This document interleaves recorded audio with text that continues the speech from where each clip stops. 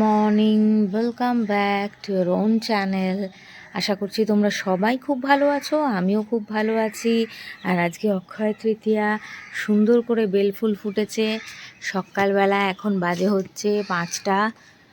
দেখো, আলো খুব একটা যে ফুটেছে এমনটা নয়, সূর্যদেব ওঠেনি এখনও। আজকে উঠবে কিনা অবশ্য জানিও না, কারণ মেঘ করে রয়েছে। আর ওপরে টাইসান চলে এসেছে।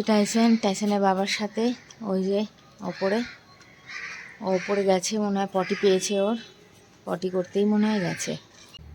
এবার আমি ঠাকুর ঘরটাকে খুলবো, ওখানে আমি ঢুকবো, ঢুকে জিনিসপত্রগুলো নিচ থেকে নিয়ে আসবো। বাজারের ব্যাগটা নিচে রয়েছে, ওটা নিয়ে আসি।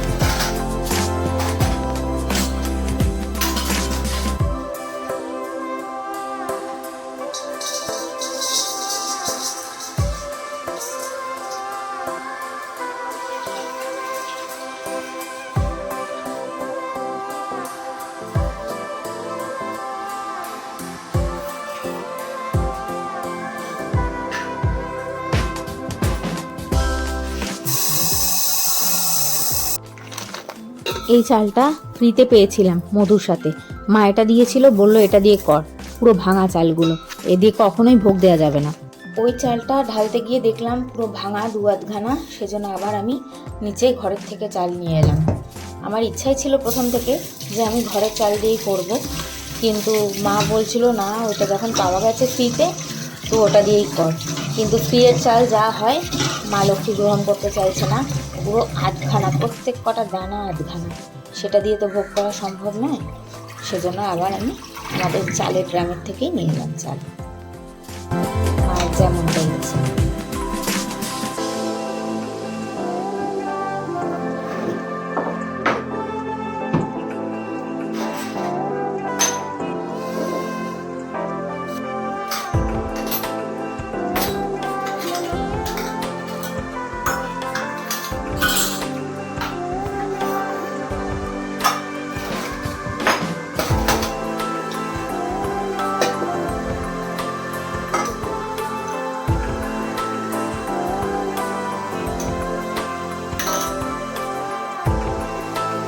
ঠাকুরকে জাগিয়ে দিয়েছি,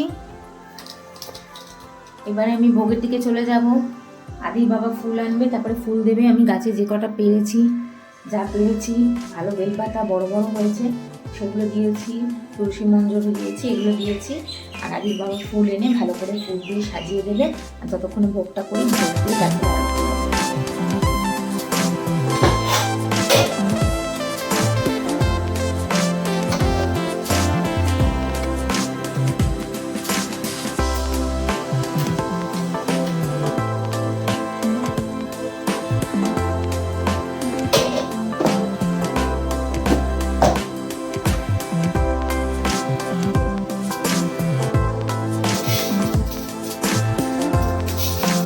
ডালটা সেদ্ধ বসিয়ে দিলাম ভেজে টেজে নিয়ে। আর এবারে ভাবছি এঁচোড়টাকে একটু ধুয়ে গুছিয়ে নিই, আর সঙ্গে ভাজাগুলোকে কেটে নিই। তাহলে ভাজাটা ভেজে নেব, নিয়ে তারপরে এঁচোড়টা বসিয়ে দেবো। আর এঁচোড়ের বাটনাটাও করতে হবে, তো এগুলো ঝট করে আগে করে। ডাল কমপ্লিট হয়ে গেছে, এঁচোড় টেচোড় সব ধুয়ে রেখে দিয়ে এসেছি। বাটনাটা বাটবো গিয়ে, বাকি কাজগুলো করব। তার আগে একটুখানি চা খাবো। মা চা বানিয়েছে, তো চাটা জন্য মা রেখেছে। এই যে কোনটা আমার চা, ওইটা এটা দিলাম, হ্যাঁ ভালো করেছো। না না, ঠিক করেছো।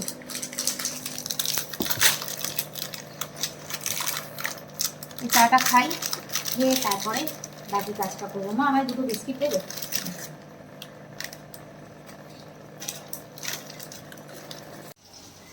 চা খেয়ে চলে এসেছি ওপরে, আর এসে আলু ভাজাটা বসিয়ে দিয়েছি। এখানে এঁচোড়টা ধুয়ে রেডি, এটা বাটবো এবার। ওই যে ওখানে শিল রেডি, নোড়াটা ধুতে হবে। এখানে পটল রেডি। চলে এবার ঝটপট করে আগে এটা বাটি।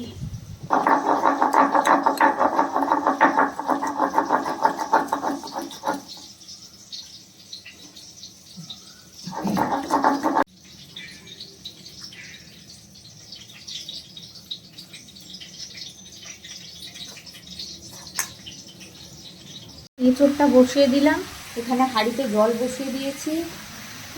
ভাতটা বসাবো, চালটা ধুয়ে আগেই রেডি করা আছে। এটাকে ভালো করে কষিয়ে নিয়ে আগে। সবই মোটামুটি হয়ে গেছে, এখন পায়েসটা করছি। পায়েসটা হলেই হয়ে যাবে।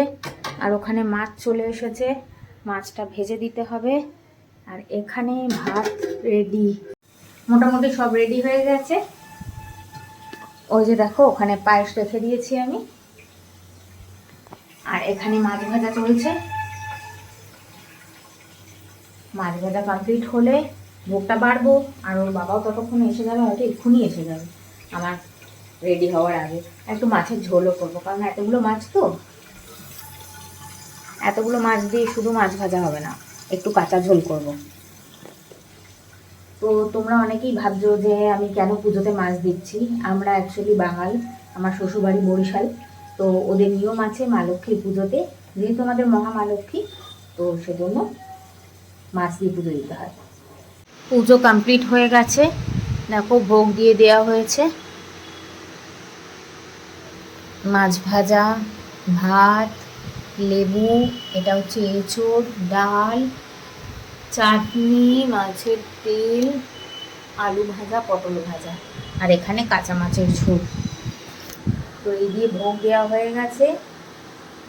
আর মিষ্টিটা রয়ে গেছে, মিষ্টিটা দিতে ভুলে গেছে মনে হয়। তাহলে ভালোই হয়েছে, মিষ্টিটা থাক, আমি সন্ধ্যেবেলায় দিয়ে দেবো। কারণ সন্ধ্যেবেলায় নকুম নারায়ণ দিয়ে পুজো দিতে হতো, তো তার চেয়ে ভালো আমি মিষ্টি দিয়ে পুজো দিয়ে দেবো, সেটা বেটার হবে। আর এখন আমি নিচে যাব, বাসন কোসন নিয়ে সেগুলো গুছিয়ে সব নিচে নিয়ে যাবো।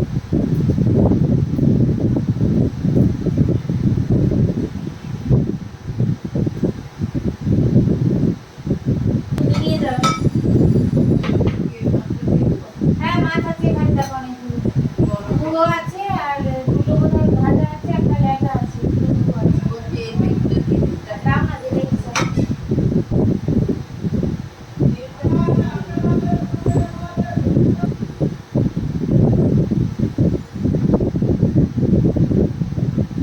সব কিছু গুছিয়ে গুছিয়ে নিয়ে চলে এসেছি, এই যে এখানে রেখেছি। আর এবার আমি খাবো। সারাদিন শুধু মা মা মা, বিরক্ত করে আমাকে। এই যে টেস্ট করে দাও। দেখা, দেখতে তো দেখ। এই পেঁয়াজটাকে আদি বানিয়েছে, এটা হচ্ছে এই যে এই পেঁয়াজটা, এই পেঁয়াজগুলো রেস্টুরেন্টে দেয় না, ও সেটা বানিয়েছে রেসিপি দেখে দেখে ইউটিউব থেকে। না আমি খাবো না পেঁয়াজ, বাট আমি আর আদি বেরোচ্ছি, মাকে বলছি, তাই জন্য আসছি। মা ঠিক আছে, বিকেলে বেরোতে পারবো না, বিকেলে তো তোমার সাথে বেরোতে হবে। মার আর আমার একটু বেরোবার কথা আছে বিকেলে, সেজন্য বিকেলে তো বেরোনো হবে না, তাই জন্য এখনই বেরিয়ে যাচ্ছি, আমার একটু দরকার আছে। এলাম মা, তুমি স্নানটা সেরে নিয়ে আর মিতালিকে দিয়ে দিও। ঠিক আছে, ফিরে চলে এসেছি, কাজকর্ম শেষ। এবারে আমি চেঞ্জ করব আর একটু শোবো, শরীরটা আর দিচ্ছে না একদম, প্রচণ্ড মানে কি বলবো, টায়ার্ড লাগছে। একটু শুই, তারপরে খাবো। খাবারটা তো মাকেই দিতে বলবো, মাই দেবে। আর ওদিকে দুই ভাইতে কি করছে, যে দুই ভাইতে মিলে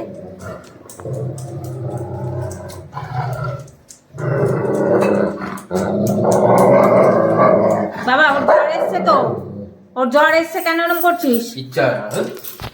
কালকে টাইসান পটি করতে বেরিয়েছিল রাস্তায় ইন্দ্রর সাথে, আর এত বৃষ্টি পড়ছিল, ভিজে গিয়ে আর ওর আজকে জ্বর এসে গেছে।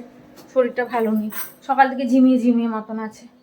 Good morning. আজকে পরের দিন সকালবেলা, আর কালকে রাত্রিবেলায় আমি মানে সন্ধ্যেবেলায় বলতে পারো বা রাতও বলতে পারো, কারণ 9:30 বেজে গেছিলো।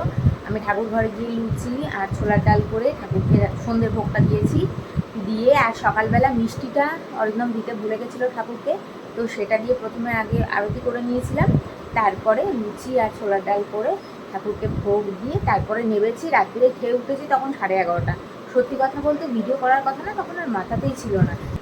তো তারপরে এতটা রাত হয়ে গেছে বলে আর আমি শ্যুট করতে পারিনি।